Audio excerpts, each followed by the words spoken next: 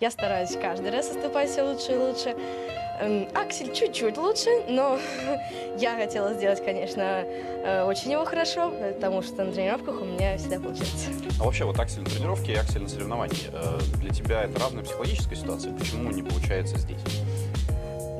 Да, всегда на соревнованиях немножко по-другому, потому что волнуешься, причем даже когда на тренировках прокаты устраивают, все равно очень разные ощущения с выступлениями, поэтому тяжелее на соревнованиях. А ты пытаешься как-то с этим работать, с головой? Конечно, всегда побольше стараюсь катать, делать так, как примерно на соревнованиях, буду работать ще больше.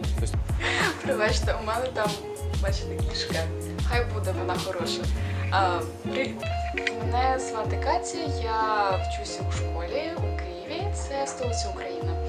І я розмовляю як рідними мовами українською та російською.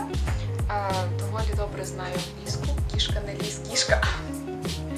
Моя кішка полізла із дому, на світ. Також я вчу німецьку, японську і ще деякі мови, так сказати, коли є час, наприклад, ісландську та фінську.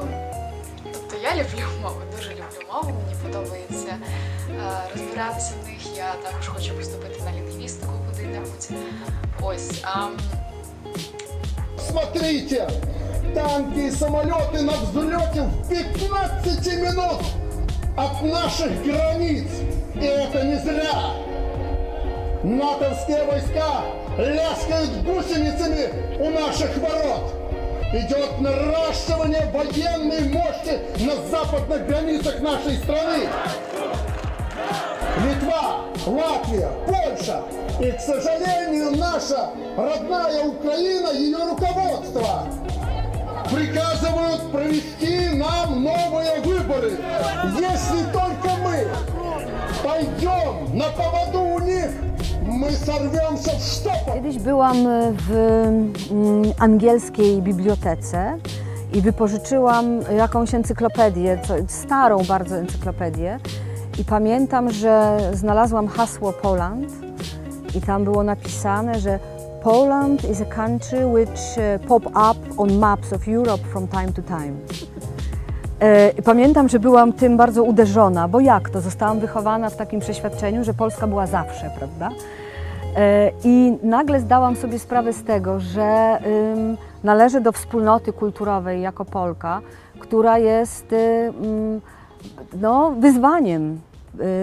To nie jest łatwo być Polakiem, bardzo łatwo można zgubić, można emigrować. Zápas proti českému týmu, opět vám vyšel gólově, jaké z toho máte pocity? Jo, to, že jsem dal góla určitě dobrý a že jsme vyhráli na konci, myslím, že to byl pěkný zápas pro diváky, protože Plzeň se taky snažil hrát fotbal a ukázali,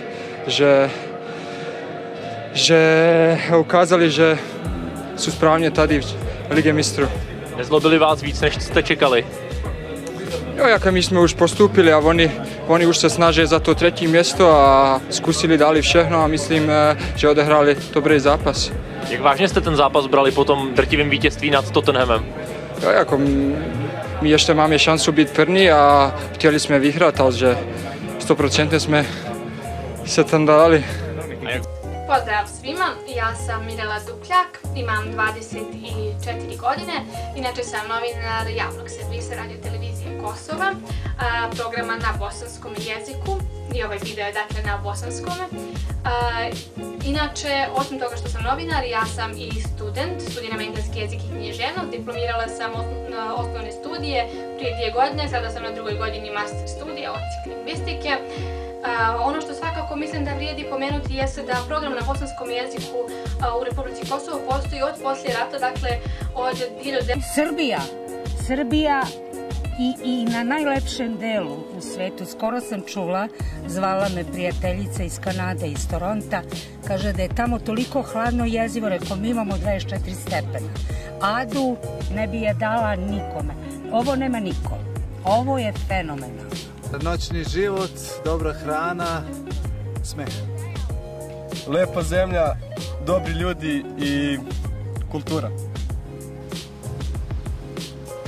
Zelena. Dobar dan. Može jedno kratko pitanje samo? Može? Evo ovako, što vam se najviše sviđa u Zagrebu? Što mi se najviše sviđa u Zagrebu? Sad, teško pitanje, ali trenutno mi se najviše sviđa što nije klasična jesen, nego je više proljeće u zraku. Može sigurnost, još uvijek se osjećam sigurno u Zagrebu. I po noći? Pa po noći... Moje ime je Matic Grmovšek Šnidaršič. Prihajam in rojen sem v Novem mestu. Odraščal sem v mestu Trebnje na Dolenjskem. In pa kasneje potem sem se odločil za nadaljevanje moje izobrazbe na avstrijskem Koroškem. Tako sem tudi postal v bistvu aktiven v koroško-slovenski politični, na koroško-slovenskem političnem zemljevidu. In в бистvu то е бил потен tudi мой линк. В ситуацията на сериозна конкуренция и пренаситени пазари, оказва се, българската икономика се умя да намери, макар и малка ниша, в която да стане глобален лидер. Някога се твърдеше, че сме първи по производството на електрокари и космически храни. Сега е възможно да се похвалим, без да ни заподозрат в некомпетентност, че страната ни е свръхсила в производството на изкуствени стени за катерене, констатира Даниил Глишев. Здраво, аз съм Драган Георгиев, имам 20 години и живеям в Штип, Македония. Припадам на малцинството Власи, живеят в Македония. Власите биле предците, кои живеале в Македония, како што се индијанците в Америка, така се и власите в Македонија. Не само Македонија, тук и на цел Балкан. Друго за мене можем да кажем дека студирам информатика. У Штип исто.